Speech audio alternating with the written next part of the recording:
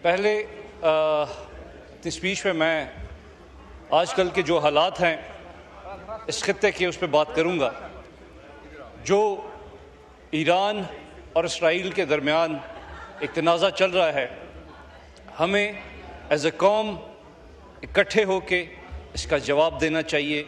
मेरे ख्याल में हमारे फॉर्म 47 के ही सही, लेकिन वज़ीर आज़म को जैसे पाक भारत तनाज़े में खामोशी की उन्होंने, मेरे ख्याल में इस वक्त उन्हें खामोशी नहीं करनी चाहिए, बल्कि खुल के अपने बिरादर मुल्क ईरान का साथ देना चाहिए।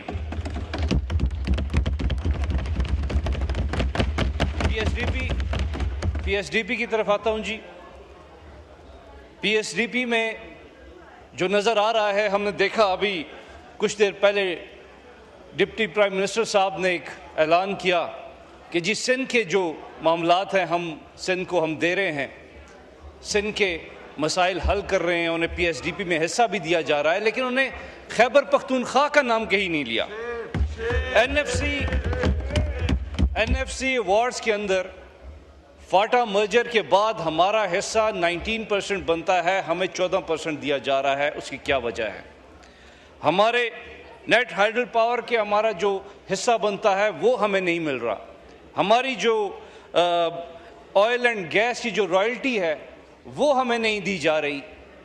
हमें पीएसडीपी में हिस्सा कम दिया जा रहा है। मुझे समझ नहीं आती कि ये सलूक खैबर पख्तूनख्वा के लोगों के साथ क्यों किया जा रहा है। शायद ये वजह है कि सर मेरी गुजारिश है कि हाउस को ऑर्डर में लाएं। ये ऐसे लग रहा है जैसे किसी कैफे में बैठे हुए हैं।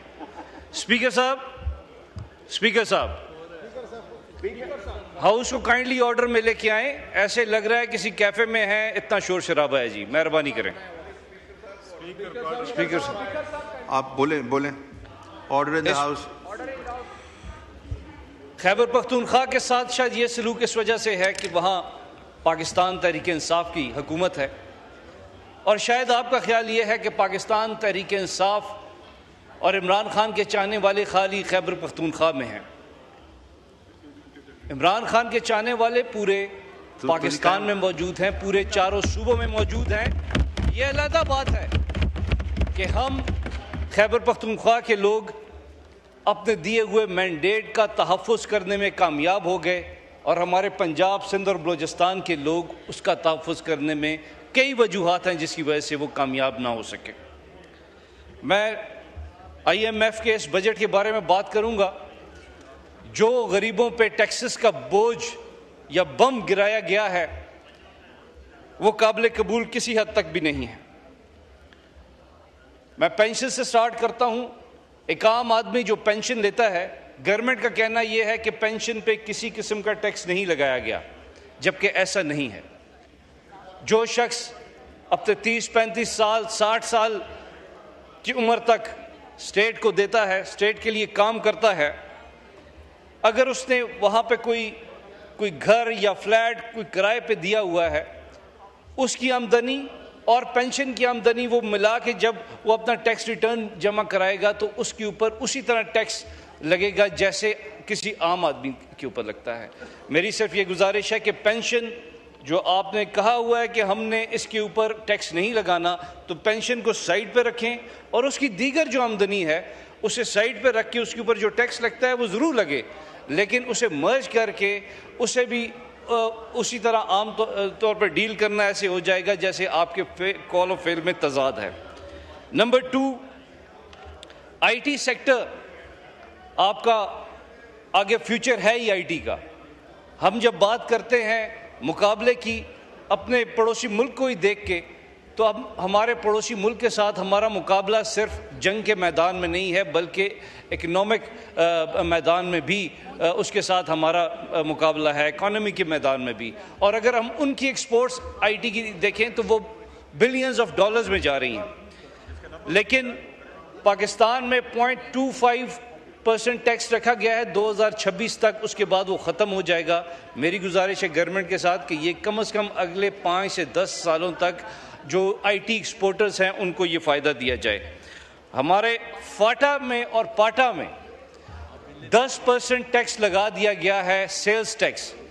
अब फाटा और पाटा वो इलाके हैं जहाँ पे वॉर ऑन टेरर से जिनको असर पड़ा है, और वहाँ पे बड़े मसाइल हैं। वहाँ ऑलरेडी जो फाटा मर्जर में जो उनके साथ वादे किए गए हैं वो भी पूरे नहीं हुए। अब अगर वहाँ कोई इंडस्ट्री लगती है और उसके ऊपर सेल्स, अब सेल्स टैक्स वो है जो आम आदमी ने जो देना है, आम कंज्यूमर को जिसका के नुकसान होगा। तो मेरी गुजारिश ये है कि फाटा को मज़ीद टैक्सेस में छूट दी जाए ताकि वहाँ इंडस्ट्री लगे, वहाँ के लोग रोज़गार उनको मिले, उनको मज़ीद फैसिलिटीज़ देने की बजाय हम उनके ऊपर टैक्स डाल रहे हैं। ज़रूर टैक्स लगाएं उनके ऊपर, लेकिन आप फिर फैसलाबाद, कराची, लाहौर जैसी फैसिलिटीज़ भी फिर फाटा के लोगों को दें।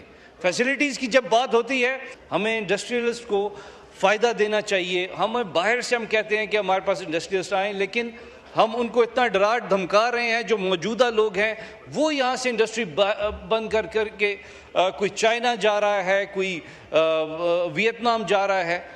इसके अलावा एक चीज़ जो टैक्स असेसमेंट प्रोसेस जो था, उसमें सेक्शन 122 के तहत FPR को बाउंड किया गया था कि कोई भी केस वो 180 डेज़ के अंदर अंदर उसे वो ख़त्म करेंगे, उसे रिजॉल्व करेंगे। इस 180 डेज़ की जो ये था, अभी नया जो प्रपोज़ल दिया गया है, तो वो उस 180 डेज़ की लिमिट को ख़त्म कर दिया गया है।